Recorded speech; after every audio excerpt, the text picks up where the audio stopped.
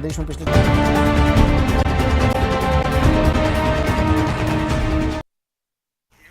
नमस्कार, 20 मिनट 20 खबर में आपका स्वागत है। इस बुलेटिन में हम आपको प्रदेश से लेकर देश के अलग अलग हिस्सों की खबर दिखाएंगे। साथ ही आपको यह भी बताएंगे कि दुनिया भर में क्या कुछ चल रहा है। तो चलिए शुरू करते हैं 20 मिनट में 20 खबरों का सिलसिला। सबसे पहले खबर अपने प्रदेश राजस्थान की।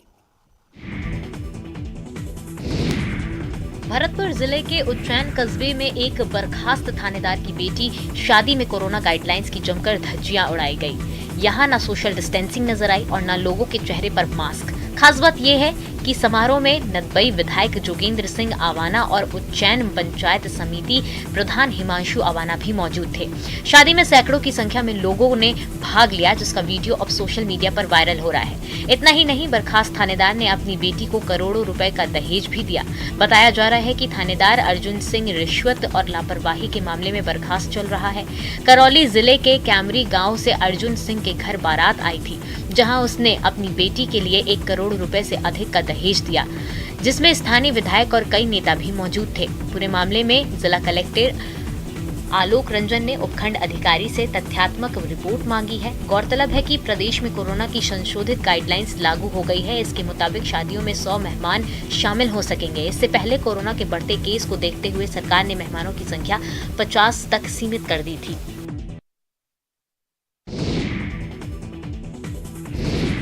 भारत पाक सीमा पर स्थित श्रीगंगानगर जिले के युवाओं को अपने जाल में फंसाने के लिए सीमा पार पाकिस्तान से नए नए पैतरे अपनाए जा रहे हैं। पाकिस्तान अब सोशल मीडिया के जरिए अंतर्राष्ट्रीय सीमा क्षेत्र के युवाओं से दोस्ती गांठ कर उन्हें अपने नापाक जाल में फंसाने का प्रयास कर रहा है।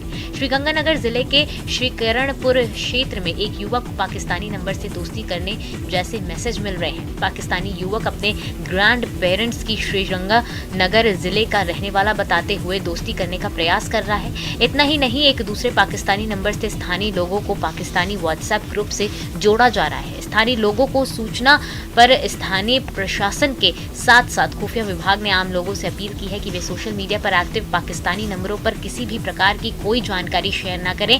साथ ही पाकिस्तानी नंबर से आई किसी फोन कॉल को भी अटेंड न करें और किसी फोन कॉल की जानकारी अपने नजदीकी पुलिस प्रशासन को तुरंत दें।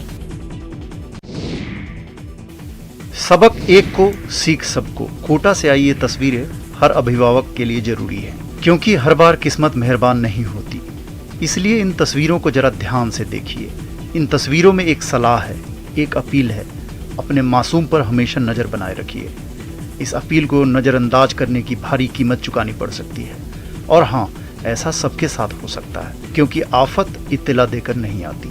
आगे की कहानी तस्वीरों की जुबानी। श्री राधे विहार कॉलोनी की रोंगटे खड़े कर देने वाली इस तस्वीर में 1.5 साल की मासूम खेलते हुए खाली पड़े एक प्लॉट में जाती है और प्लॉट में भरे पानी में डूबने लगती है। पानी में छटपटाती है। 3 मिनट बाद जब लोगों की उस पर निगाह पड़ती है तो उन सब ने भागकर उसे पानी से बाहर निकाला। पानी में डूब रही बच्ची की तस्वीर सीसीटीवी में कैद हो गई है और लोगों को आगाह कर रही है। क्या आपने कभी कुत्ते और पैंथर के बीच जोर आजमाइश देखी है? आप सोच रहे होंगे कि भला ये कैसे मुमकिन हो सकता है, पर ऐसा हुआ है और इसमें जीत कुत्ते की हुई है। यकीन नहीं हो रहा ना? लेकिन तस्वीरें इसकी तस्दीक दे रही हैं।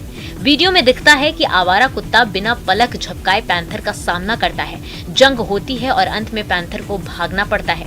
ये वीडियो सोशल मीडिया पर तहलका मचा रहा है। तस्वीरें पाली की है, जिसे जिले की सादड़ी कस्बे में रात को एक पैंथर का शावक चहलकदमी करता हुआ दिखा और काफी देर तक सड़कों पर घूमता रहा। कस्बे के नया बेरा के नजदीक कुत्तों ने जब शावक को चहलकदमी करते देखा तो उस पर हमला करने का प्रयास किया तो वह तेजी से भाग निकला।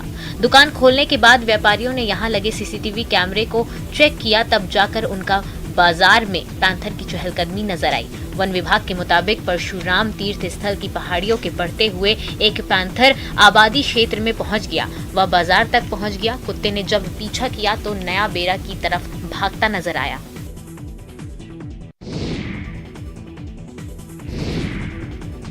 पूरे प्रदेश में सर्दी का सितम जारी है। लोग रजाइयों में दुबक कर अपनी रात बिता रहे हैं, लेकिन कुछ लोग ऐसे भी हैं जिनके लिए ड्यूटी सबसे पहले है। पुलिसकर्मी भी इस कड़ाके की ठंड में जब रात्रि गश्त पर निकलते हैं तो कई मुश्किलों से रूबरू होते हैं, यहाँ तक कि उन्हें रात को चाय तक नहीं मिल पाती। ऐसे में राज्य के डीजीपी ने पुलिसकर्मियों की मुश्किल समझी और रात के समय ड्यूटी करने वाले पुलिस वालों के लिए चाय का इंतजाम कराया।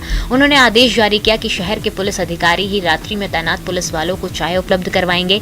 डीजीपी के इस आदेश के बाद से अब रात के समय गश्त पॉइंट पर ही पुलिस के जवानों को चाय मिलती है, जिससे कड़ाके की ठंड में जवानों को गर्माहट का एहसास होने लगा है।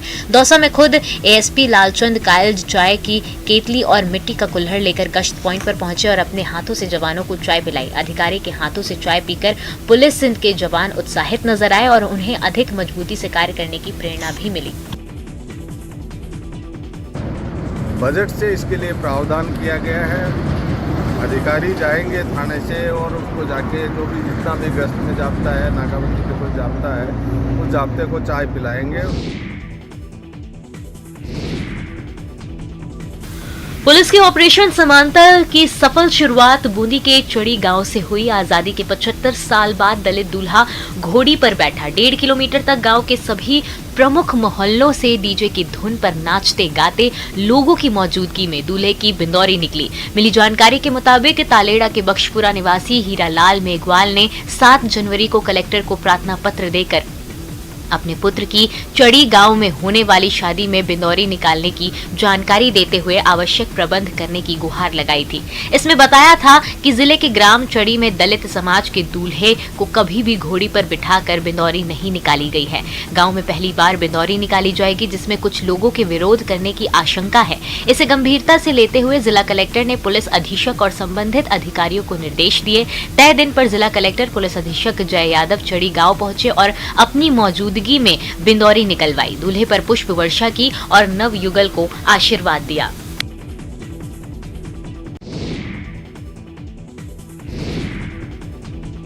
कुछ सवाल, कुछ सलाह, कुछ उम्मीदें, पहले नहीं मिलने का मलाल, बहुत से उपहार और ढेर सारा आशीर्वाद। भावुक करने वाली ये तस्वीरें जयपुर से आई है। जिला कलेक्टर राजन विशाल जब जिला कलेक्ट्रेट की अपने चेंबर में अपनी गोद ली हुई बेटी अमिता टांग से मिले तो दोनों तरफ भावनाओं का उबाल था। गांधीनगर बालिका विद्यालय की 10वीं की छात्रा को 7 साल पहले तत्कालीन कलेक्टर ने अपनी बेटी योजना में गोद लिया था। जिला कलेक्टर राजन विशाल को जब उनकी इस बेटी के बारे में पता चला कि वो उनसे मिलना चाहती है तो तुरंत बुलावा भेजा और अपने पास बुला लिया। अमिता के उनके कक्ष में प्रवेश करते ही उन्होंने उसके सिर पर हाथ फेरकर दुलार किया और उसके बारे में जानने की कोशिश की। उसकी पढ़ाई, हॉबी, भविष्य के सपने, हर चीज पर बात की। अमिता भी 7 साल बाद अपने पिता का दुलार पाकर काफी खुश थी। खासकर चॉकलेट, मिठाई, नए कपड़े पाकर तो उसका चेहरा खिल उठा था। आपको बताते चले कि आपकी बेटी योजना के तहत मई 2016 में राजन विशाल ने अमिता टांग को गोद लिया था। सीमा सुरक्षा बल देश की सरहद की रक्षा के साथ साथ सामाजिक सरोकार के प्रति भी प्रतिबद्ध है। सीमा सुरक्षा बल के कार्य सीमावर्ती क्षेत्र के लोगों में एक विश्वास के साथ उनको आगे बढ़ने के लिए भी प्रेरित कर रहे हैं, जिससे सीमावर्ती क्षेत्र के पिछड़े युवा देश की सेवा करने के लिए आगे आ सके। बीएसएफ सामाजिक सरोकार के लिए समय समय पर सीमावर्ती क्षेत्रों में civic action program, medical camp, पशु चिकित्सा शिविर का आयोजन करती है ताकि बीएसएफ और आमजन में सामंजस्य बना रहे। तस्वीरें श्रीगंगानगर की है। यहाँ सीमा सुरक्षा बल की 125वीं बटालियन ने सिविक एक्शन कार्यक्रम के तहत 5H के सरकारी विद्यालय को स्कूल फर्नीचर, खेलकूद का सामान, स्टेशनरी सहित छात्रों को स्कूल बैग बांटे। इसके साथ ही जरूरतमंदों को ठिठुरती ठंड से बचाव के लिए गर्म कंबल भी बांटे।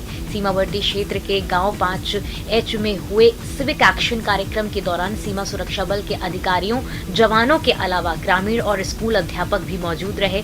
सिविक एक्शन कार्यक्रम बॉर्डर वासियों के लिए वरदान साबित हो रहा है।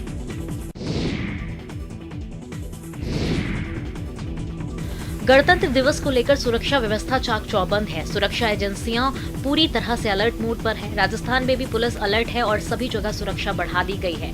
वहीं पुलिस के अधिकारियों ने अवांछित गतिविधियां दिखाई देने पर पुलिस को सूचना देने की अपील की है। साथ ही संदिग्ध वस्तु को नहीं छूने की भी अपील की है। गणतंत्र दिवस से पहले पूरे देश की सुरक्षा एजेंसियां अलर्ट मोड पर आ जाती है। इसी कड़ी में दौसा में भी पुलिस पूरी तरह अलर्ट नजर आ रही है। एसपी अनिल बेनीवाल ने जिले के लोगों से अपील जारी करते संदिग्ध वस्तुओं को नहीं छूने और संदिग्ध वस्तु दिखाई देने पर तत्काल पुलिस को सूचना देने की अपील की है। एसपी के निर्देश पर पूरे जिले में सघन नाकेबंदी की जा रही है। राष्ट्रीय राजमार्गों और दूसरी मुख्य सड़कों पर पुलिस की टीमें तैनात की गई है। ये टीमें प्रत्येक वाहन की सघन जांच कर रही है। इसके अलावा संदिग्ध लोगों पर भी नजर रखी जा रही है। वाहनों में संदिग्ध नजर आने वाले लोगों से पुलिस कड़ी पूछताछ कर रही है। 26 जनवरी के मद्देनजर दौसा शहर में श्रीमान एसपी साहब के आदेश से नाकाबंदी चल रही है कंटिन्यू, जिसमें नाकाबंदी चेकिंग का अभियान चल रहा है, जिसमें श्रीमान एडिशनल एसपी साहब ने भी नाकाबंदी चेक की है और उसी में आज ये अगले 26 जनवरी तक ये कंटिन्यू रखा जाएगा।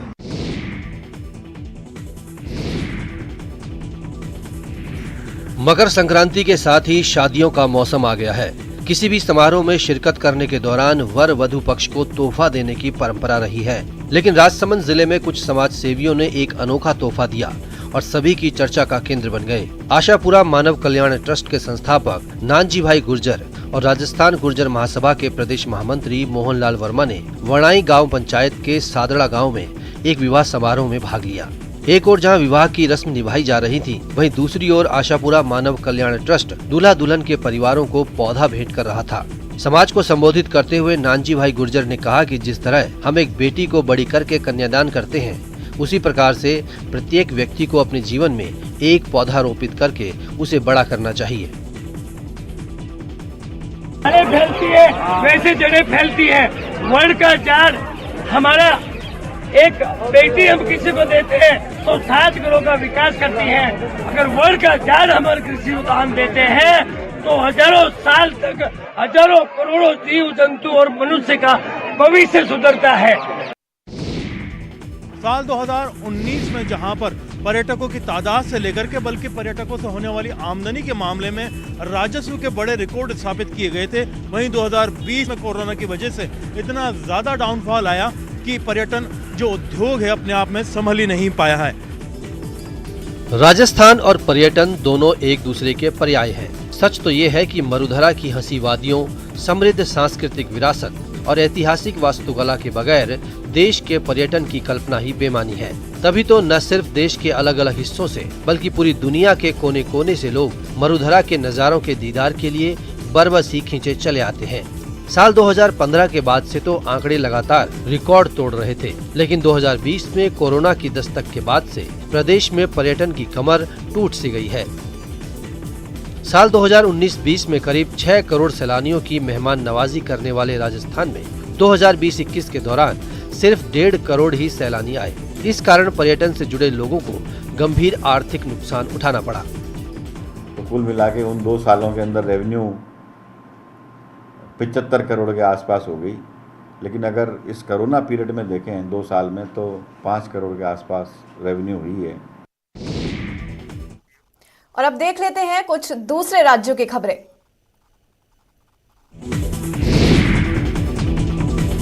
गणतंत्र दिवस के उपलक्ष्य पर 26 जनवरी को हिमाचल के मंडी में होने वाले जिला स्तरीय समारोह को लेकर तैयारियां जोरों पर हैं। मंडी शहर के सेरी मंच पर पुलिस जवानों, होमगार्ड, एनसीसी कैडेट ने परेड की रिहर्सल की। इस दौरान उपायुक्त मंडी अरिंदम चौधरी और पुलिस अधीक्षक मंडी शालिनी अग्निहोत्री ने परेड का निरीक्षण किया और सलामी भी ली। हालांकि बीते कुछ दिनों में मौसम खराब है, लेकिन फिर भी बारिश के दौरान भी परेड की रिहर्सल में उत्साह देखने को मिला। इस मौके पर अतिरिक्त पुलिस अधीक्षक मंडी आशीष शर्मा ने जानकारी देते हुए बताया कि जिला स्तरीय गणतंत्र दिवस समारोह मंडी शहर के सेरी मंच पर हर्षोल्लास के साथ मनाया जाएगा, जिसके लिए तैयारियां जोरों पर चल रही हैं। उन्होंने बताया कि इस बार मंडी में हिमाचल प्रदेश के खाद्य नागरिक आपूर्ति मंत्री राजेंद्र गर्ग कार्यक्रम में शिरकत करेंगे। कैबिनेट मंत्री मंडी में शहीद स्मारक पर शहीदों को श्रद्धांजलि देंगे। उसके बाद गांधी चौक पर गांधी जी की प्रतिमा पर माल्यार्पण करेंगे, जिसके बाद मंडी शहर के ऐतिहासिक सेरी मंच पर ध्वजारोहण करेंगे और परेड की सलामी लेंगे। कार्यक्रम के दौरान कोरोना प्रोटोकॉल का भी सख्ती से पालन किया जाएगा।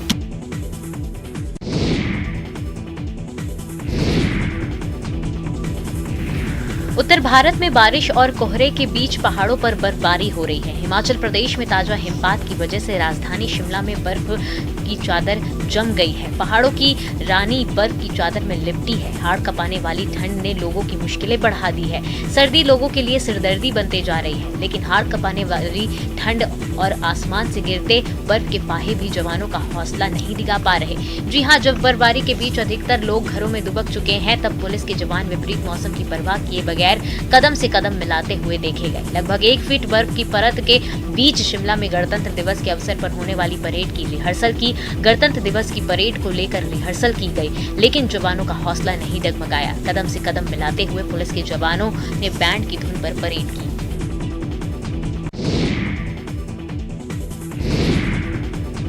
हिमाचल प्रदेश के ऊंचाई वाले इलाकों में ताजा बर्फबारी के से जनजीवन अस्त व्यस्त हो गया है। बीते 4 दिनों से जारी हिमपात के चलते प्रदेश में 700 से ज्यादा सड़कें बंद पड़ी हुई हैं। किन्नौर, लाहौल स्पीति, चंबा समेत कुल्लू, शिमला और मंडी जिले के ऊंचाई वाले क्षेत्रों में परेशानी सबसे ज्यादा है। बहुत से इलाके ऐसे हैं जहां पर बिजली पानी भी बंद हो गया है। राजस्व विभाग के प्रधान सचिव और आपदा प्रबंधन का जिम्मा संभाल रहे ओंकार शर्मा के मुताबिक प्रदेश में 2000 से ज्यादा बिजली के ट्रांसफार्मर ठप पड़े हैं, जिसके चलते उन इलाकों में अंधेरा छाया हुआ है।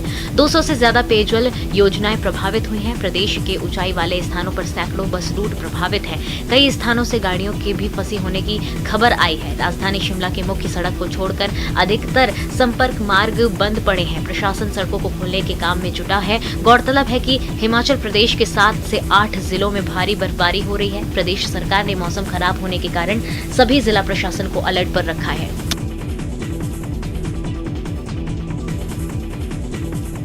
मुझे इस बात की खुशी है कि बड़े युद्ध स्तर पर जो है रेस्टोरेशन का काम चल रहा है, चाहे वो रोड्स की बात है, चाहे वो वाटर सप्लाई स्कीम्स की बात है, चाहे वो हमारी पावर सप्लाई की बात है।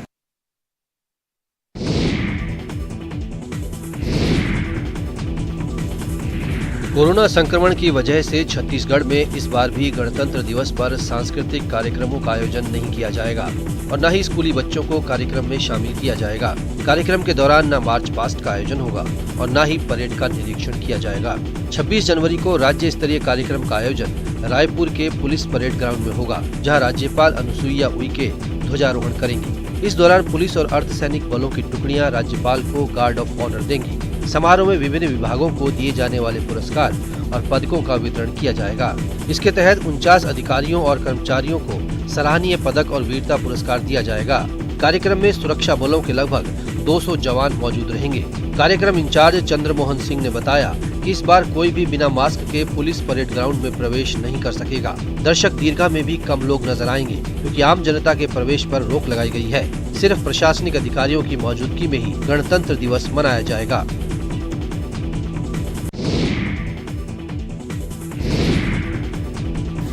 सुबह उठकर खिड़की के बाहर हर जगह बर्फ की चादर लपेटे हुए वादियों का नजारा भला किसे पसंद नहीं होगा। हिमाचल प्रदेश में रहने वाले लोग कुछ ऐसा ही नजारा आजकल अनुभव कर रहे हैं। राजधानी शिमला में भारी बर्फबारी के बाद मॉल रोड पर बर्फ की मोटी चादर बिछ गई है। ताजा हिमपात के बाद प्रदेश की राजधानी में सैलानियों का सैलाब उमड़ पड़ा है। बाहरी राज्यों से भारी संख्या में टूरिस्ट शिमला पहुंच रहे हैं। रिज मैदान और मॉल रोड समेत दूसरे प्रसिद्ध पर्यटन स्थलों पर भी पर्यटकों का तांता लगा हुआ है। रिज मैदान पर टूरिस्ट खूब मस्ती करते नजर आए। राजधानी के अधिकतर होटल भी पैक चल रहे हैं। सैलानी कितनी संख्या में यहाँ पर पहुँचे हैं और यहाँ पर जो साइड में रिज मैदान पर जो बर्फ रखी गई है उस पर देखिए किस तरह से चढ़कर ये जो है लुत्फ यहाँ पर उठा रहे हैं। और मौसम देखिए किस तरह का बना हुआ है। आज हालांकि सुबह के समय जो है हल्की हल्की बारिश हुई, बर्फबारी आज नहीं हुई, लेकिन यहाँ पर देखिए सैलानियों के आने का सिलसिला जो है किस तरह से जारी है।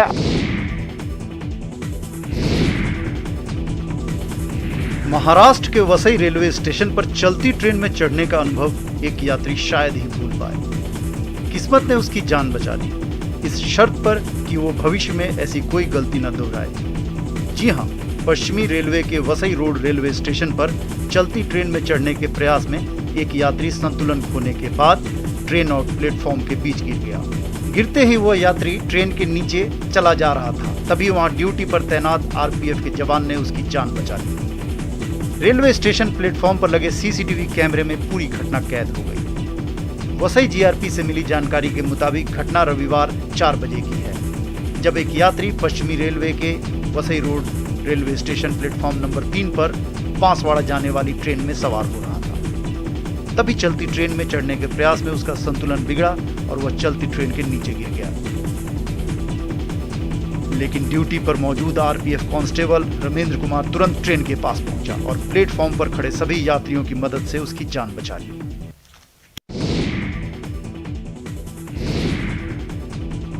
आस्था और देशभक्ति का संगम देखना हो तो कांकेर के सरहद में स्थित धमतरी के सटियारा से बेहतर कोई जगह नहीं हो सकती। यह छत्तीसगढ़ का ही नहीं बल्कि देश का इकलौता गांधी मंदिर है, जहां लोग देवी देवताओं के साथ स्वतंत्रता संग्राम के नायक महात्मा गांधी की भी पूजा करते हैं। इस मंदिर में राष्ट्रपिता महात्मा गांधी के अलावा भारत माता की भी पूजा होती है। मंदिर समिति के लोग चावल के आटे का इस्तेमाल करते हैं। वह मानते हैं कि यहाँ पूजा करने से दुख संताप दूर होते हैं। इस गांधी मंदिर में लगभग सभी पर्वों को धूमधाम से मनाया जाता है। नवरात्र में यहाँ मनोकामना ज्योति भी जलाई जाती है। राष्ट्रीय पर्व यानी स्वतंत्रता दिवस और गणतंत्र दिवस पर ध्वजारोहण कर आजादी की खुशियां भी मनाई जाती हैं। और अब देख लेते हैं कुछ दूसरे देशों की खबरें। लेबनान में बिगड़ते आर्थिक हालात पर लोग सड़क पर उतर आए हैं और सरकार के खिलाफ जोरदार प्रदर्शन कर रहे हैं। राजधानी बेरूत में सैकड़ों लोगों की हुजूम सड़क पर उतर आया है और सरकार की नीतियों का विरोध कर रहा है। इस दौरान जमकर हिंसा हुई। अक्टूबर 2019 से ही लेबनान खराब आर्थिक हालत का सामना कर रहा है, जिसकी वजह से वहां बेरोजगारी और गरीबी दिन ब दिन बढ़ती जा रही है। इस बीच वहां की सरकार ने बैंकों से रकम निकालने की सीमा तय कर दी है, जिससे लोगों का गुस्सा फूट पड़ा है और उन्होंने राजधानी बेरूत की सड़कों पर उतरकर सरकार के खिलाफ विरोध प्रदर्शन जताया। प्रदर्शनकारियों ने हाथों में मशाल लेकर सरकार के खिलाफ जमकर नारेबाजी की। इसी तरह की एक दूसरी तस्वीर में तो प्रदर्शनकारी काफी उग्र दिखाई दिए। वहां खराब आर्थिक हालात से नाराज कुछ प्रदर्शनकारी एक बैंक का शटर तोड़ने नजर आए, जिन्हें रोकने के लिए वहां पुलिस की टीम भेजी गई। वहीं कुछ प्रदर्शनकारी तो इतने हिंसक हो गए कि वो बैंक की इमारत पर ही पत्थरबाजी करने लगे। इस दौरान लोगों ने सरकार पर भी जमकर हमला बोला। बता दें कि आर्थिक हालात खराब होने की वजह से लेबनान की मुद्रा भी रिकॉर्ड निचले स्तर पर पहुंच गई है। बेल्जियम में कोरोना के सख्त नियमों के खिलाफ लोगों ने जमकर बवाल किया है। इस महामारी के बढ़ते खतरे को देखते हुए वहां की सरकार ने हाल ही में कई तरह की पाबंदियां लागू कर दी है, जिस पर राजधानी ब्रसेल्स के इतने भड़क गए हैं कि उन्होंने शहर भर में जमकर तोड़ की है। पहले तो गुस्साए हुए लोगों ने यूरोपीय संघ के दफ्तर को निशाना बनाया। उन्होंने दफ्तर की इमारत पर ताबड़तोड़ पत्थर फेंक कर उसके शीशे चकनाचूर कर दिए। हालांकि अंदर पुलिस मौजूद थी, लेकिन लोगों को जरा भी डर नहीं लगा और उन्होंने अपना हमला जारी रखा। जवाब में पुलिस ने आंसू गैस के कई गोले भी दागे, जिनका उत्पात मचा रहे लोगों पर कोई असर नहीं हुआ। लोगों ने पुलिस पर हमले और तेज कर दिए। इस बीच पुलिस की एक गाड़ी उनके सामने आ गई, जिस पर प्रदर्शनकारियों ने भी भरकर अपना गुस्सा उतारा। उनके हमलों से बचने के लिए कुछ पुलिस वाले मेट्रो स्टेशन के अंदर भाग गए, लेकिन गुस्साई भीड़ ने वहां भी उनका पीछा नहीं छोड़ा। उनके हाथ जो भी आया उन्होंने उसे हथियार बनाकर पुलिस वालों पर फेंक दिया। कुछ इलाकों में पानी की बौछार से भी प्रदर्शनकारी नहीं हटे और हंगामा करते रहे। हालांकि कुछ जगहों पर प्रदर्शन शांत तरीके से भी किया गया। कहीं लोगों ने धरना देकर तो कहीं रैली निकालकर सरकार के फैसले का विरोध किया। हर साल 25 जनवरी को राष्ट्रीय पर्यटन दिवस के रूप